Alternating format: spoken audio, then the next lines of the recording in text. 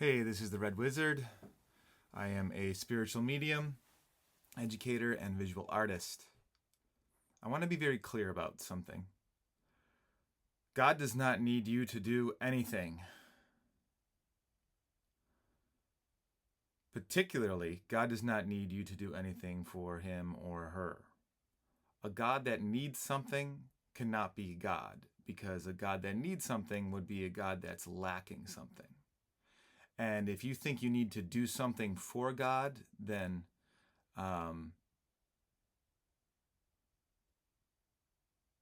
who's God? uh, how many gods are there? Yeah. So, in a very traditional Sunday school sense, if we think we need to do stuff for God, then that means we're godlike and God needs our help. Even though I tell you that you are God and you are part and parcel of God, it is a misconception that we need to do things for God.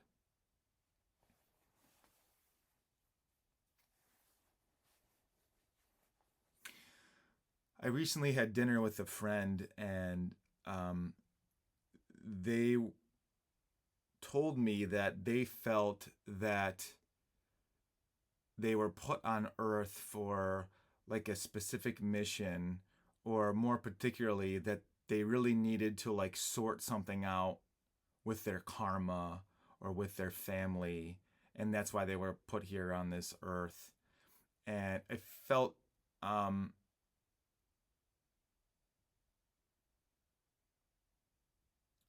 I felt it was necessary to tell them this, and that's why I'm telling you this.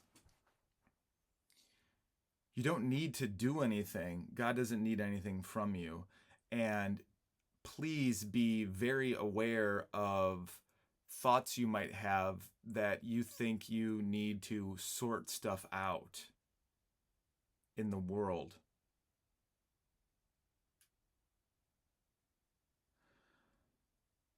A story my teacher told me was a story of a genie and a dog's tail. And this is like a metaphor for like the way the world works. There was a guy found a magic lamp, and in the magic lamp was a genie. The genie came out of the lamp and said, "If you, I'll give you anything you want, anything you wish, but as soon as you can't keep me busy anymore, then I have to kill you." I didn't make up the rules. This is just a story. So the guy said, "Well, anything I wish. Oh my gosh, I can keep you busy for a lifetime. No worries." So the man said, "Make me rich," to the genie. Genie, boom, immediately appeared a mountain of gold. He said, "Okay, do me the next thing." And the man said, "Okay, find me a beautiful lover." Boom, instantly the genie gave the man a beautiful lover. Okay. The man said, "Okay, I want to be wealthy. Build me an empire." Boom, genie made the empire. "Build me a city." Boom, so on and so forth. So you could see the way this was going. The genie immediately was able to grant the man his wishes, and the man began to fear for his life because he couldn't think of enough things to do. So he started to run away from the genie and into the forest.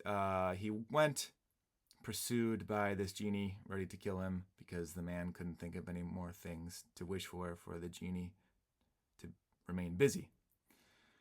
So the man comes across a wise man, a sage, sitting in the forest, and the man pleads with him, "Please, wise man, sir, give me something to do for the genie. If I don't keep the genie busy, he'll kill me." So the man says, "Do you see that dog over there with the curly tail? Go cut it off and bring it to me." So, desperately, the man, not caring about maiming a dog, cuts the dog's tail off. It gives it to the wise man. The tail was curly. The wise man says, "Give this curly tail to the genie and tell him his task is to make that tail straight. When he's done getting the tail straight, then you can find him a next task. But I'm pretty sure that it will keep the genie busy. So the genie comes and says, I told you, if you don't find something for me to do, I will kill you. So the man gives the curly tail to the genie. And the genie says, ha ha ha, no problem. I made you a city, I made you an empire. And he goes to straighten the tail out. And as soon as he let go, the tail becomes curly again. Straightens it out, tail becomes curly. Straightens it out, tail becomes curly again. The world is the curly tail. It is not our job. It's impossible, in fact, for us as individuals to straighten out the world.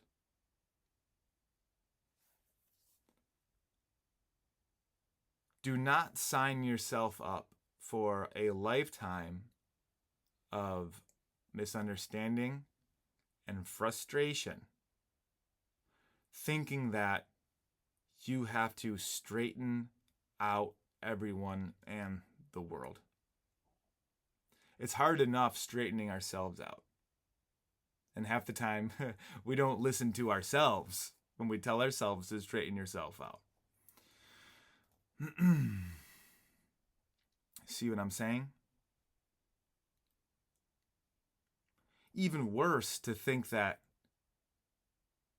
if we think of God as this supreme intellect, the creator of all, and we have to be tested by it, we have to perform tasks up to snuff to the supreme intellect?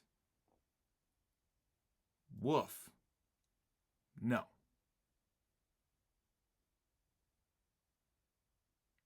That's not what we're here to do.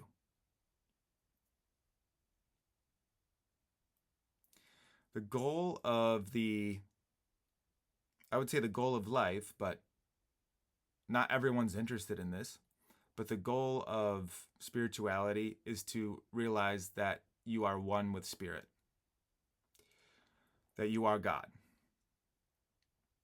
Not because we're going to be shooting lightning bolts out of our fingertips, okay? But because the true goal is to realize that you are a wave in the endless ocean of consciousness.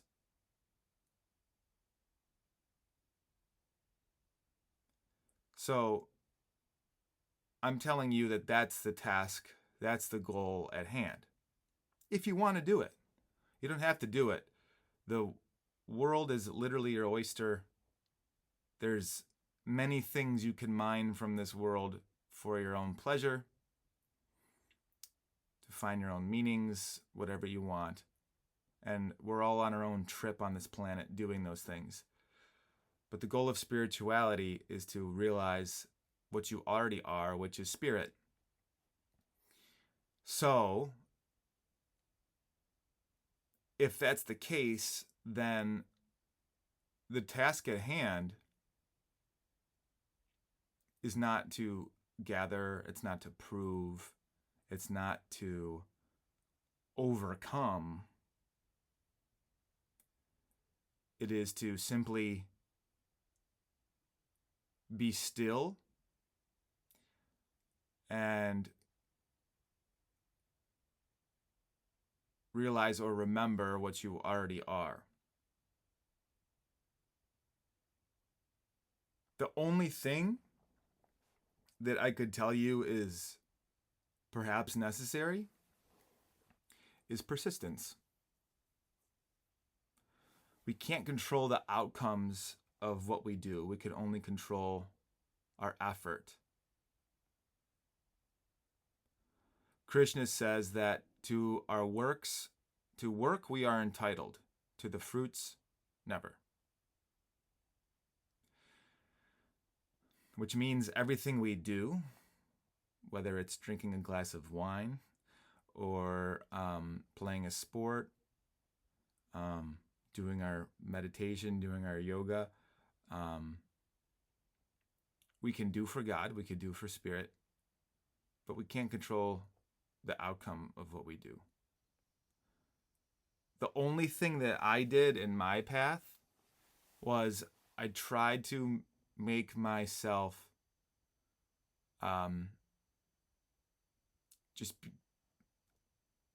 just I tried to make myself be consistent. Um, a consistent remembering of what I wanted, which was to be self-realized.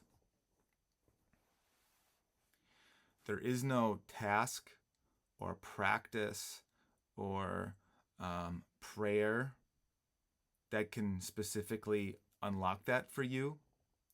You don't need any magic words. You don't need a magic teacher. You already are spirit. You already are one with God. Um, and if you haven't realized that yet, we're just a bit distracted. Or perhaps we have limiting beliefs.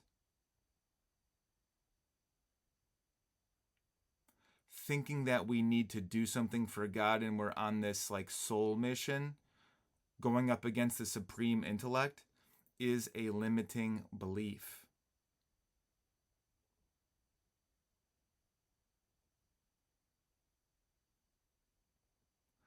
Please be wary of limiting beliefs.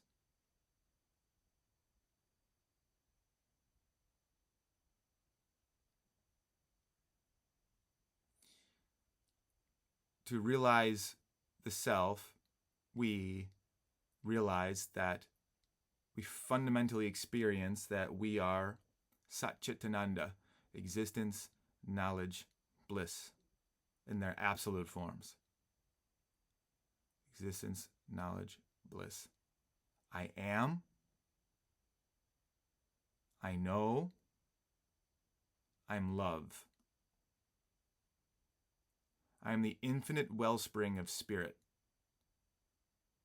I have existed and will always exist forever.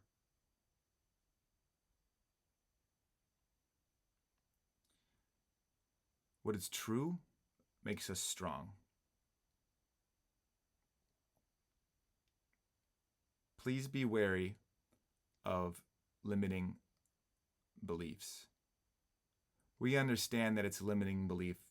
Like if I say to myself, I'm very weak, I'm a lousy character. Oh, I can't do that. So many people compose their personalities out of well-curated limiting beliefs. Oh, I can never do that. I'm not an artist. I'm not a writer. I don't like sports. I don't do this. Okay, well, have fun with that.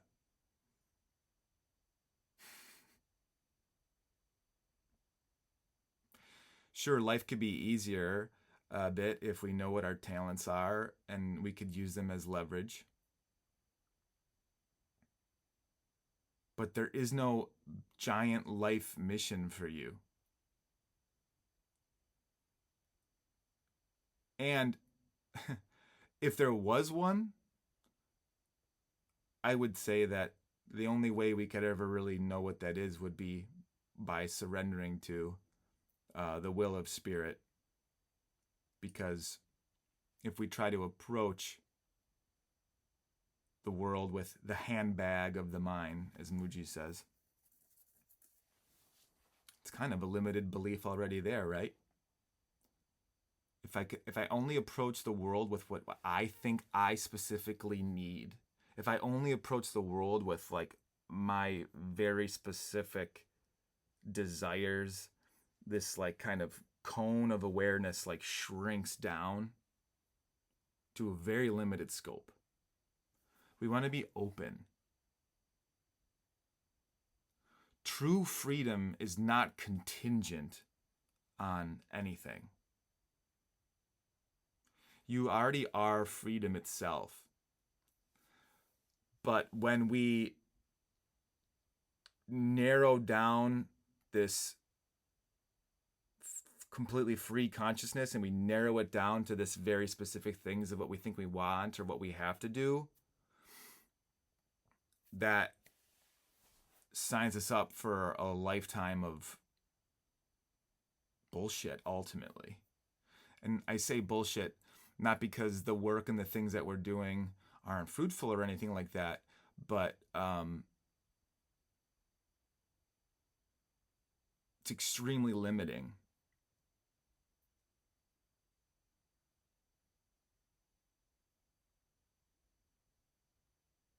You've probably seen the symbol of a lotus flower.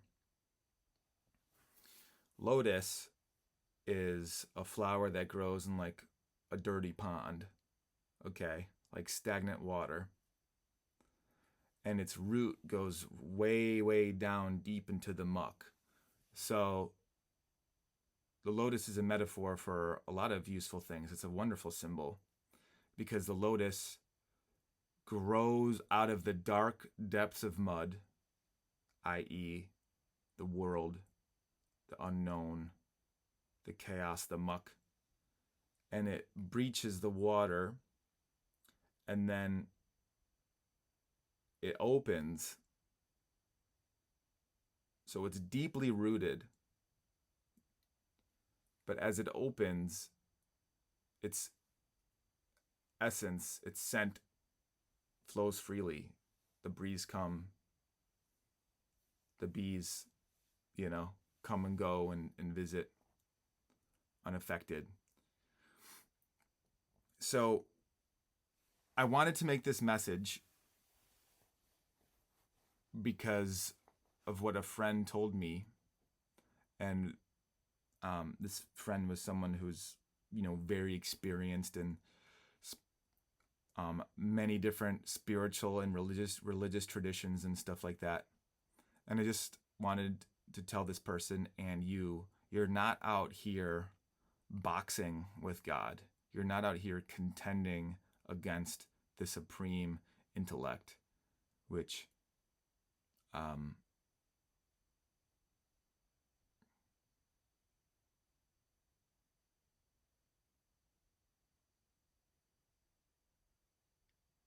that's not what God is. That's not what love is.